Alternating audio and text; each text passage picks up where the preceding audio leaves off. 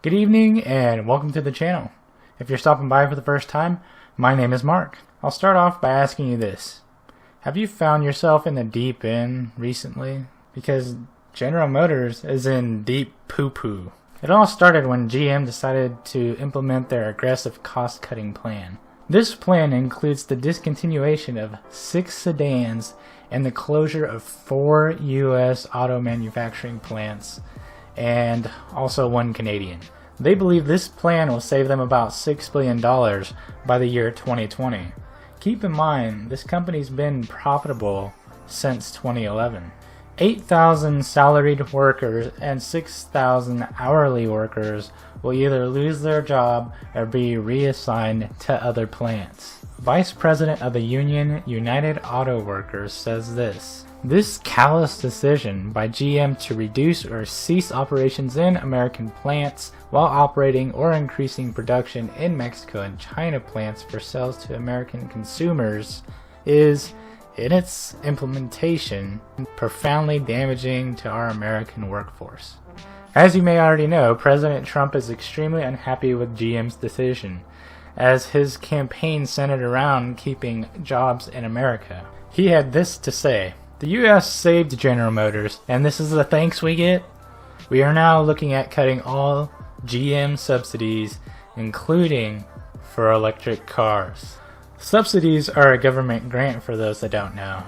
This means the government will give you money for doing things such as producing electric cars or being environmentally friendly. This past year, GM has received $150 million in tax cuts. Here's my thoughts. I'm going to bet most of these workers are going to be losing their jobs.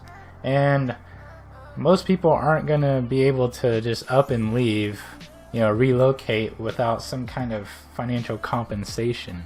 Whether the company is going to pay that out or not, I have no idea. The U.S. government can decide when and who it gives money to. Congress makes those decisions though. Unfortunately, as a non-government owned company, GM can do whatever it wants. This includes mass layoffs and building other factories in other countries. Unions can't force employers to keep factories open for the sake of its employees, especially if the business is going to go out of business. Not that GM's at risk, but still. However, from a business perspective, if I own a company and don't want or need employees anymore, I shouldn't have to employ them. There's no law in effect that says that. I do believe that if you're getting government assistance, meaning subsidies and tax breaks, then there should be some kind of workforce regulations, but by having a certain number of employees in the US or a certain number of plants, this would ensure that we have jobs in America. Like, what's to stop every company from closing everything and moving it overseas? I honestly feel like GM took the easiest solution here. When you're head honcho, it's a lot easier to cut someone else's job than it is to cut your own, even a pay cut. There are currently 12 GM board members. As you can see from Glassdoor, this is about a year and a half old. As you can see, the average total pay is almost $240,000. If you don't put in the CEO or VP's salary into this, you're paying, let's just say, 10 board members here. Those 10 are approximately making $2.4 million. I'm going to assume it's average yearly pay, and some of these people are CEOs at other companies, like eBay and even universities. I've seen someone on there that had some Harvard management experience. It's just crazy to me to have. I mean, it's not the biggest board that I've come across, but it's not the smallest one either. From a personal standpoint, I consider GM's leadership a little bit weak, because they failed one of the most vital parts of their team. You failed your team when they needed you, and you just threw them under the bus for extra profit. I feel your team would have been a little bit more understanding if the company was going under.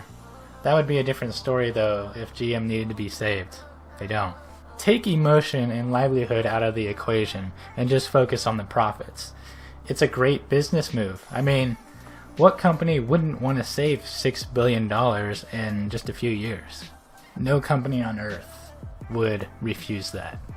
Unfortunately, when you needlessly disregard the impact you're having on people's lives and their families, then your profits, aka the consumers, will take notice. In a sense, you're destroying thousands of families unnecessarily.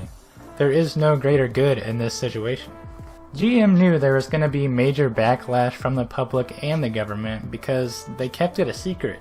If you would have just stated your intentions from the beginning, your backlash may not have been so severe. The fact that it was a secret shows that you knew it was wrong and you did it anyways. It wasn't about saving GM, it was about how can GM create a bigger profit margin, aka how can the board and shareholders create a bigger profit margin. How can you expect people to be loyal to your brand when you can't be loyal to the brand, aka America? Your company's worth over $132 billion and you're worried about $6 billion? We'll see what happens in the future. Maybe then you'll ask yourselves, did we really need to do this? Now that's my thoughts on the subject, guys. Now let me hear yours. Comment down below what you think of the situation. Don't forget to share and subscribe for more awesome content. Good night.